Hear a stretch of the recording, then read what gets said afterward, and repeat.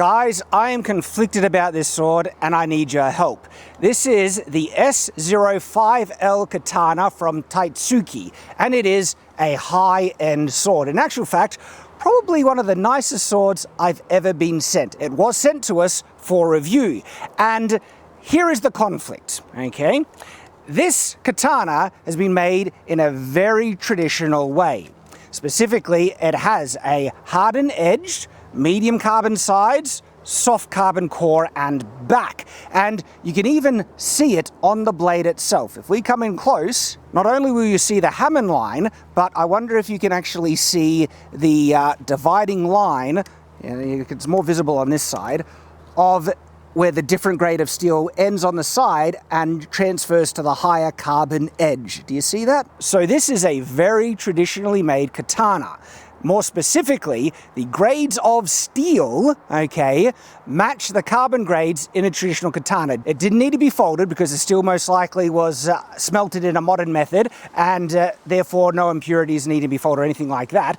And so in that sense, it's probably still a little higher quality than many traditional katana, but the traditional way it's made with the different carbon grades of steel is very important and means probably is one of the most authentic katanas we have here at Shadiversity. Now, this katana here that we've tested in the past was also made out of different grades of steel, higher carbon on the edge, but the core and sides are also actually a type of high carbon steel, but it is layered, all right? And we've tested that and we're a bit disappointed with its performance.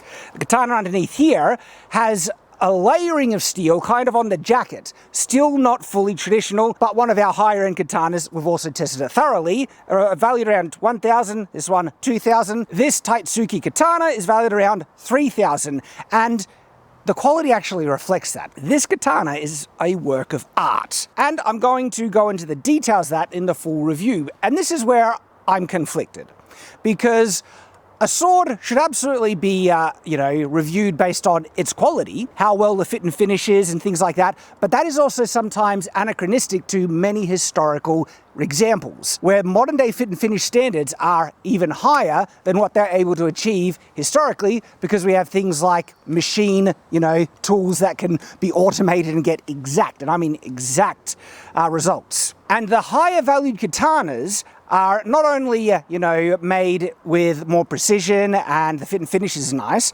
but they're usually also made with more traditional blades. As a result, these more traditionally made blades are usually weaker than the modern types of katanas that you can buy that are much, much cheaper. This $200 katana, and actually it might even be cheaper on some websites. We have an affiliate link for it, link in the description. It's made by Romance of Men. It's their spring steel katana, and it has performed better than both of these high-end katanas here. It's modern spring steel. What do you expect? But to be that tough at the price point it comes in is genuinely really impressive. And here is the dilemma. Is it then fair to hold more traditional katanas that are made to reflect a historical, artistic kind of expression? Is it fair to hold these types of swords to the same quality standards or durability standards as katanas that are made out of modern spring steel? Is it even fair to do full durability testing on a piece that's specifically made to be a work of art, to represent the historical methods that traditional katana were made in, which is what this piece is? And I don't know. I want you guys to let me know what you think the answer is in the comments below. It's a little difficult.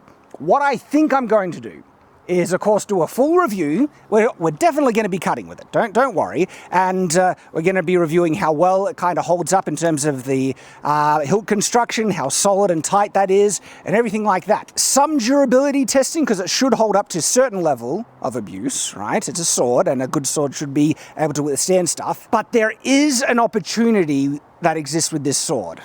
And, it's going to hurt me if I choose. This part, I guess I'm not fully decided on. I'm on the fence. I'm going back and forward. This sword gives us an even greater opportunity to do a durability test, an even destruction test, on one of the most traditional, authentic katanas we've ever received, okay? It specifically got the differential hardening to have a very high Rockwell hardness edge. They provided a document of authentication and details showing the different carbon grades of steel, and the edge is a 60 HRC Rockwell Hardness C scale.